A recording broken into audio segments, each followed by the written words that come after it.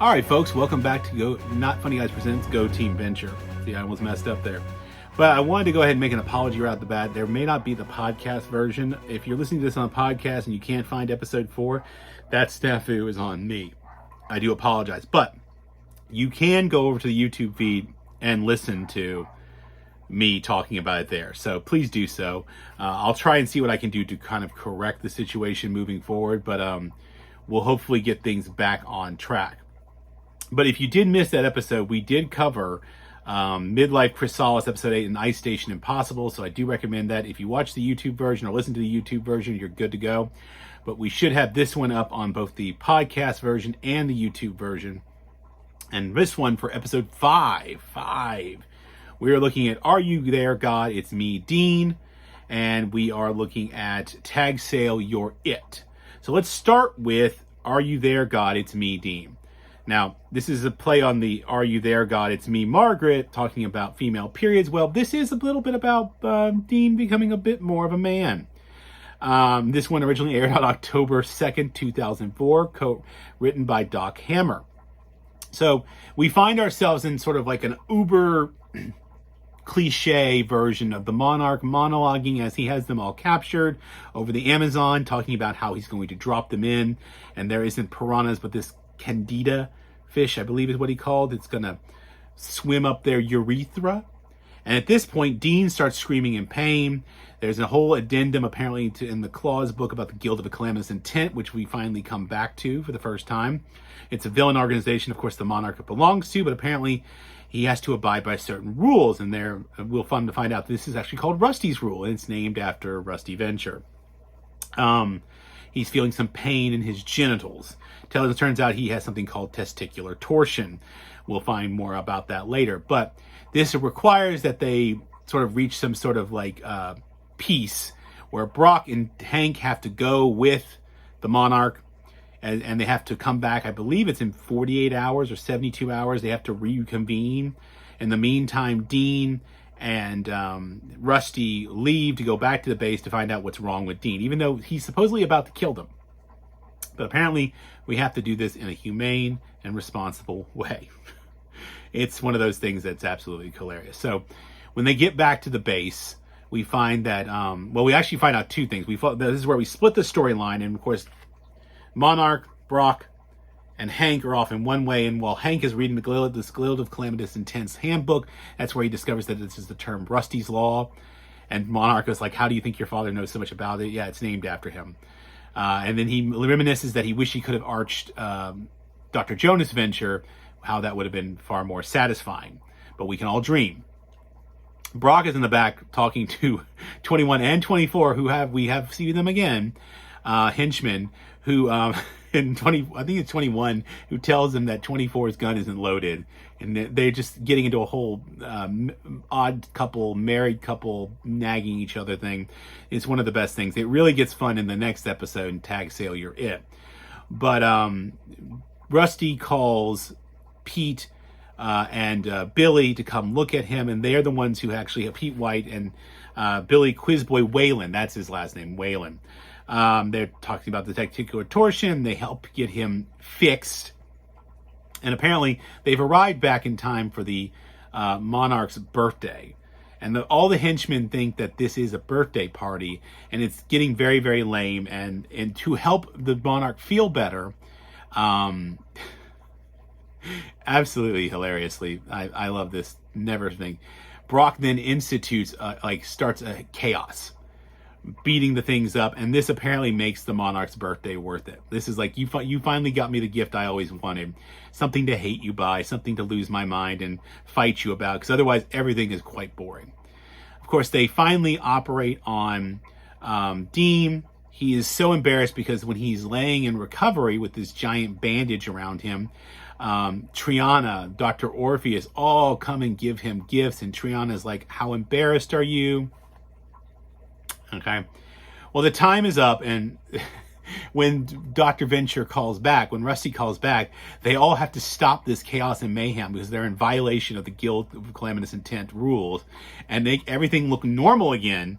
So they come to this complete halt truce like on a dime to speak to Dr. Venture, to then go back to the Amazon and reconvene. While they are there, they go back and they're trying to remember where they are, and like in the script, basically, as the Monarch is trying to monologue again. And then, of course, he prepares to torture them one more time. All of a sudden, Hank experiences the exact same situation. And that is where our episode ends. It's a very tight, sort of fun, ridiculously sublime episode. It's a real fun one. Not as fun as Tag Sale You're It. I think we don't necessarily have as many character development, but we get this sort of like weird view into the guild's rules and how all of this is kind of just like theatrical, really. It's all just theater. And in the post-credits, we actually find the Venture brothers starring themselves in a public service announcement about testicular torsion.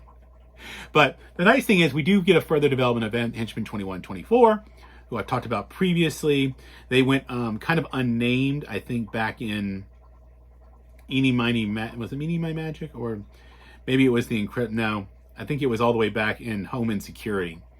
We kind of got some interesting things in there, but they're back, and we will continue to see more of them. But we're getting to some of my favorite episodes. I think as we're about to talk about Tag Sale, and then Past Tense is where we really finally start to get some things that make some of what we've been dancing around this season really start to come together in a way that's interesting. So we'll leave it as there, and we'll move on now to Tag Sale You're It.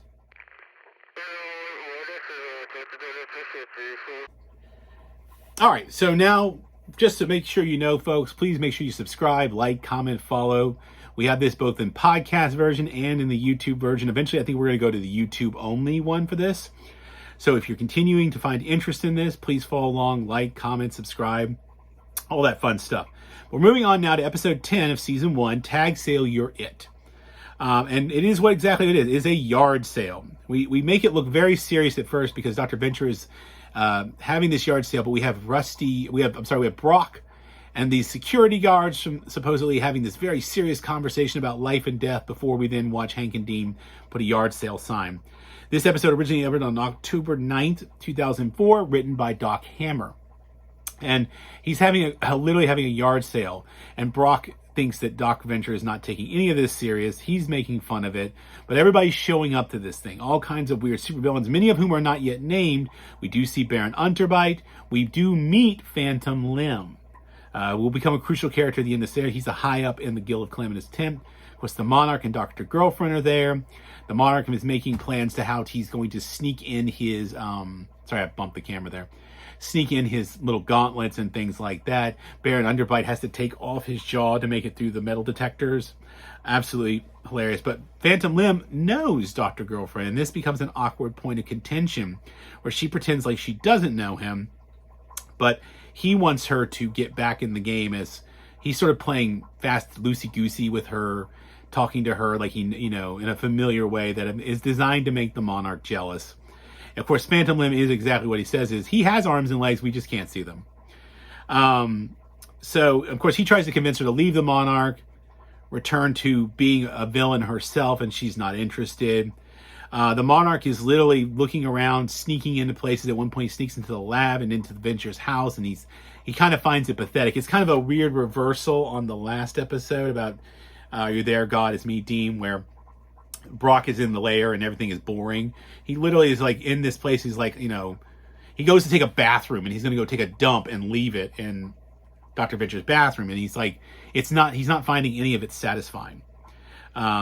He's finding Rusty's life too mundane. Dr. Orpheus, of course, shows up offering to help sell things for Dr. Venture after he gets his weed whacker bag. We find Billy Quizboy, Whalen, and we find Pete White are back. They buy a shrink ray that has a picture of a shrink ray, and he talks about how it's a decal and all these fun little ridiculous elements that are going on here. The Monarch, of course, when sneaking in the house, he's eventually found, and he caused the whole disturbance to get into this. And so there's a whole fight. Things are getting locked down because the Monarch creates a diversion that turns into an entire fight between all these supervillains over stuff. And the whole while, Triana has been brought in by Hank and Dean to help run a lemonade stand where they sell hoagies and other things. And Hank is taking it very serious. And this is the first appearance of Hank Co., which will be Hank's ongoing business propositions and ventures, shall we say. He boards things up like he's going through some sort of like riots. And all this chaos is outside. Dr. Venture retreats into the compound to be safe, where he finds out that someone's in his lab. They go in there and it's the Monarch, and the Monarch actually gets all defensive and has a moment of like revelation where he shoots at the security guards and then shoots a repeller rope up into the ceiling to escape. We will later find out that he's still there. He never actually left. Of course, this is after he fights the OSI guards. And then, of course, we will find him trapped up there later. But one of the things I like most about this is that they're literally having a discussion before the Monarch gets there. 21-24 discussing a basically what turns out to be a Lizzie Borden versus Anne Frank celebrity fight. It's absolutely ridiculous. And 21 spends all of the boss's money on a lightsaber.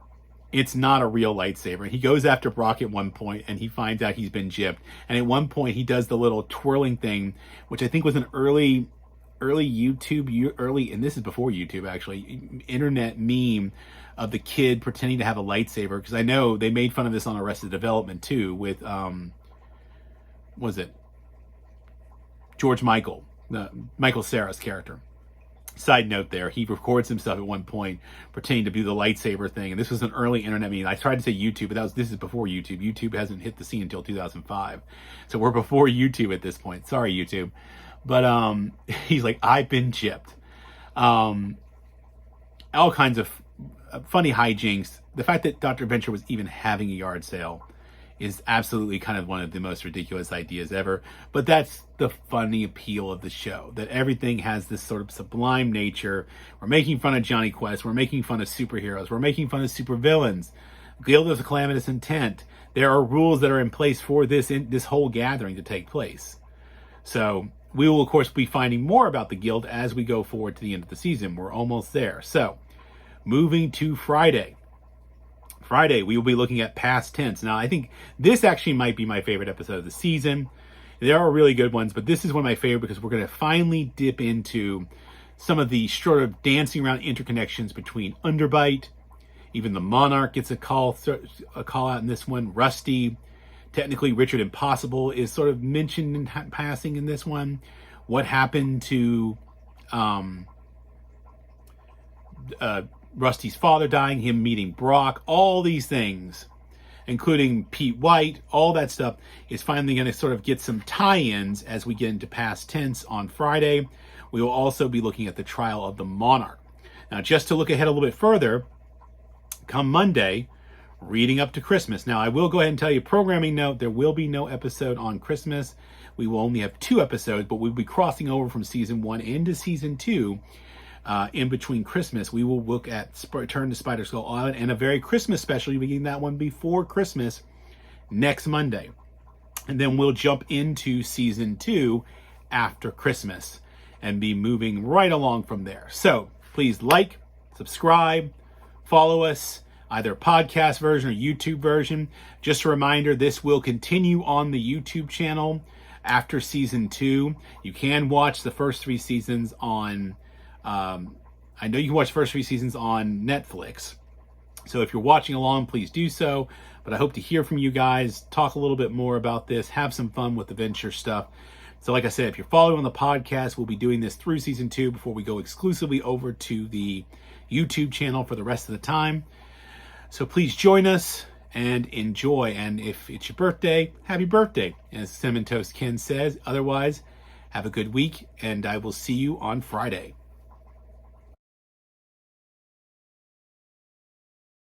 Say not funny guys again. Not funny guys again. No, can you say not funny guys?